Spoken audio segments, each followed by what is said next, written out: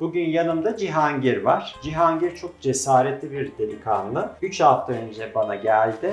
Burnumdan nefes alamıyorum ve horluyorum dedi. Endoskopla baktık. Büyük bir geniz eti vardı ve ilaç tedavisiyle düzelmediğini görünce geniz eti ameliyatı yaptık ve son kontrolümüzü yapıyoruz. Gayet iyi. Ben burada özellikle annemize soracağım. Ameliyat sonrası süreçte nasıl bir fark gördünüz? Hiçbir sıkıntı yaşamadık. Hocamız dedi ki 3 gün ödem olur, horlaması devam eder dedi ama hiç öyle bir sıkıntımız olmadı. Şimdiye kadar geniz eti ameliyatı olsak daha iyiymişti. Ama demek ki hocam size denk gelecekmişiz de. Horlama devam Yok, ediyor ama hayır kesinlikle. öyle bir şeyimiz yok. Ultra sessiz uyuyor artık. Ya, çok Özellikle bu şükür. kış aylarında havaların soğumasıyla Çok bu sıkıntı hastalarımız yaşadık. daha da fayda görecekler. Nefesimiz rahatladı ama enfeksiyon sıklığı açısından da bu cerrahiler sonrası oldukça seyrelme görüyoruz. Daha az ilaç kullanımı görüyoruz. Gelişmede hızlanma görüyoruz. Umarım daha güzel olacak. İnşallah.